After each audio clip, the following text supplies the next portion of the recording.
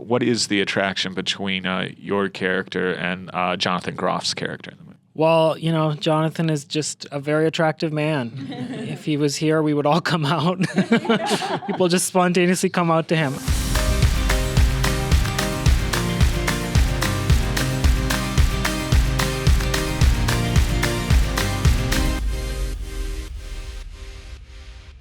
So, Roshan, I'm curious, when did you first become aware of Madhuri's play, and had you seen it performed before this movie came along?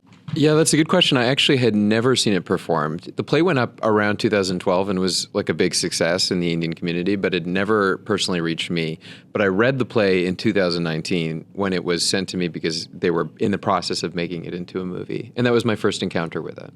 And I loved it. We are living in a time where LGBTQ love stories are much more mainstream and accepted, which is great. And really, to open this up, does it feel like the specificity of what that could mean, for example, an Indian American man, is still really elusive in indie cinema? Yeah, I think these stories in general are still harder to get made, but I think there has been a wave of acceptance. Gay marriage is legalized only relatively recently, all things considered, 2015. But in the decade that's transpired since then, everything has changed. And there's been a sea change in media as well. I would say in our community, the Indian community, I don't know that change has been as dramatic or as progressive. So we're hoping the movie is at the edge of that. Kieran, how would you describe Naveen in this film and the journey he's on? He's a nice Indian boy. That's all I give to the... No, he's basically he's a doctor who's kind of got a doctor's personality, a little repressed and not hiding who he really is. I love my doctors, but they don't show a lot of emotion. And as the movie goes on, he really kind of opens up, and he's been semi-accepted by his family, but not wholly. So he still sort of reserves a lot of himself, and really by the end gets to be kind of all out. It ends in me dancing, so... We literally... Well, could you talk about that? Because this isn't a coming out story. They know that he is gay in the movie, but it's still something that's almost in the abstract in this family. No, yeah, exactly. That was, I think, kind of important to us, was to because it's sort of been me and Roshan's story a little bit too, is people think that you come out and then that's it. You're just like at Pride on a float. But that's not been the case for us. So I think that's sort of what was interesting to play about it too, was he's always kind of towing this line of like, how much can he be himself? And it isn't until he's in this relationship in the movie that he really feels like he's becoming a lot of himself, which was really fun to play. What is the attraction between your character and Johnathan Groff's character in the movie? Well, Johnathan is just a very attractive man. If he was here, we would all come out. People just spontaneously come out to him. I've never seen more straight women attracted to a gay man in my life. I don't know how many people came up to him and was like, if you were straight, and he was like, I know. And he would just look at them and be like, I know, a lot of people are in love with me.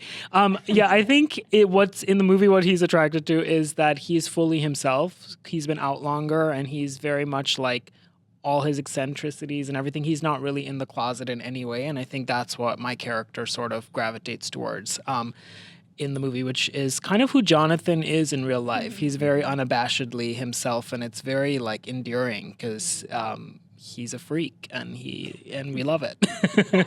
Sunita, your character in the film is certainly more accepted by her parents or her lifestyle, but she's still under an incredible amount of pressure. And is that something you could maybe relate to, either if you've seen it in your life or people you know? Yeah, totally. I could relate to Arundhati a lot. I think she's still seeking acceptance. I think she's like constantly scraping like for validation, like scraping her parents, like, give me more. I need you to see me. And I think that, that can create a lot of distance between like the parent and the child. But I think it's quite common amongst like firstborn kids, like of the first gen narration. So it's some first that gen intonation. Okay, gotcha. Yeah. So I see it a lot, and I can relate to it a lot, and God bless those older siblings for carving the way. Yeah. Do you think it's important to show that even when children or adults or even in, approaching 30, they can still, it's very hard to get out from under a parent's shadow? I think it is important to show that. Yeah, you gotta live your truth. You gotta, or I think you'll get cancer. It's true.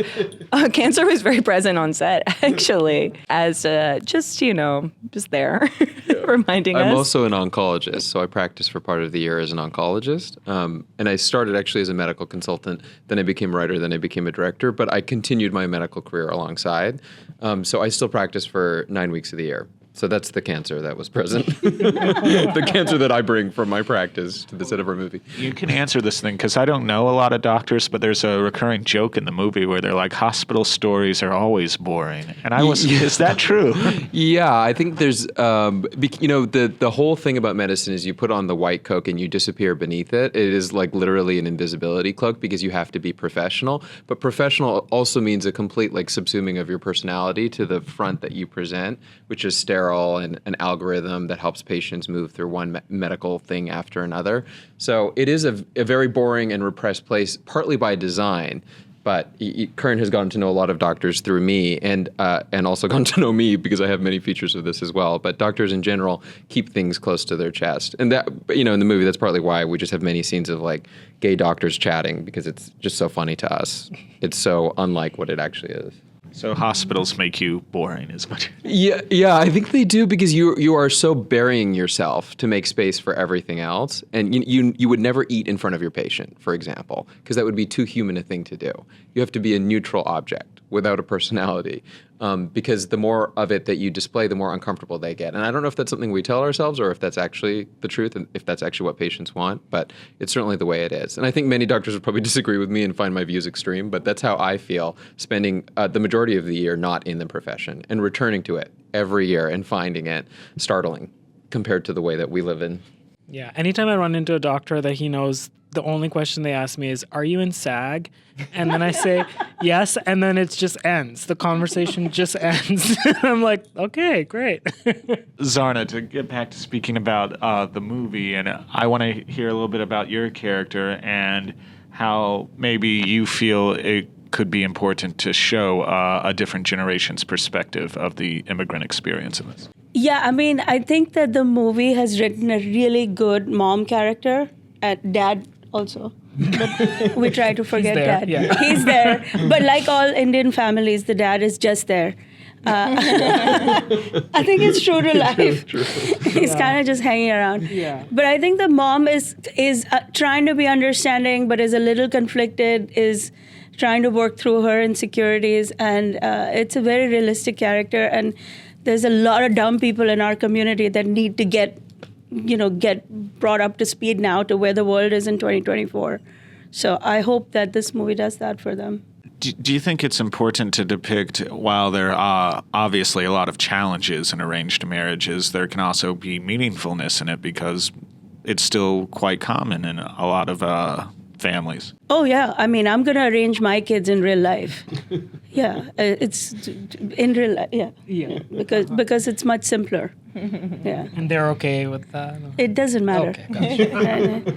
But them not being okay with it is not an issue. Well, I also wanted to bring up some of the influences I saw in the movie, specifically Bollywood. And did it feel mandatory to include Shah Rukh Khan and DDLJ?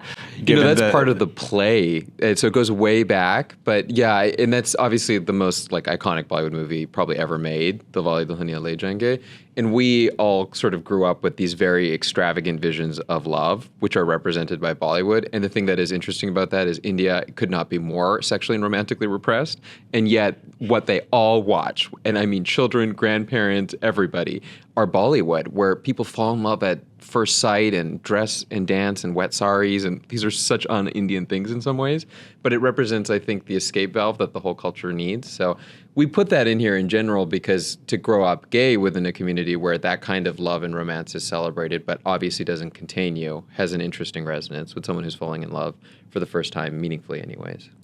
Was it important to make sure you got the clip of that movie, given the age of these characters? Yes, yeah, and that Aditya Chopra, who's the director of Dilwale Dulhaniya Le Jayenge, probably the biggest director in India, he gave us the footage. He gave us the rights to the footage, and that was a big deal because that's a progressive thing of him to do as well, to let us use it in a gay movie. Since we're talking Bollywood, who here is the best dancer? Oh, Oh, Sunita, There's no for question. sure. Yeah. I mean, it's kind of crazy. Stop. Zarna and I are just fighting for last place. yeah, truly. Like depending on there the was no depending fight. on the take, Truly. we're no. just fighting for Fighting just for last survival. place, yeah.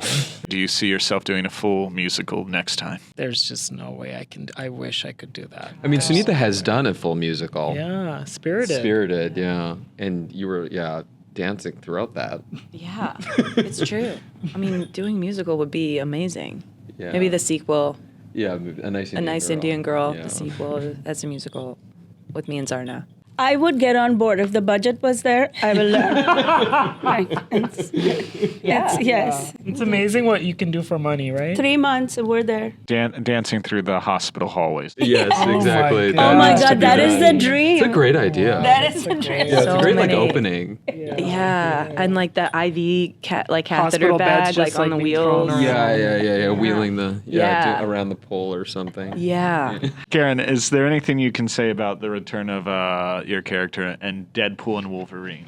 No, I don't think so. I don't think I can say anything, but I will say I was kind of, for this movie, inspired by working with Ryan on those movies, because on this, I was involved with it for like almost a year and a half before we started filming it. So I got to like, when I knew I was playing the part, I got to like kind of be like, I would say these lines slightly differently in the script stage and tailor it to myself. And then even in post, whenever they let me kind of watch a cut or anything, I'd be like, okay, like here's what I think or whatever, which was very much kind of what Ryan does in those things. So I got to do it on this in like a smaller scale. But yeah, I'll just say with the new one, it's the same. He is very much invested in giving people a very good time. And I think the big part of it is that he's taking advantage of the MCU part of it a lot and having all the toys and all the things. And so I think it'll be very good and worth the wait.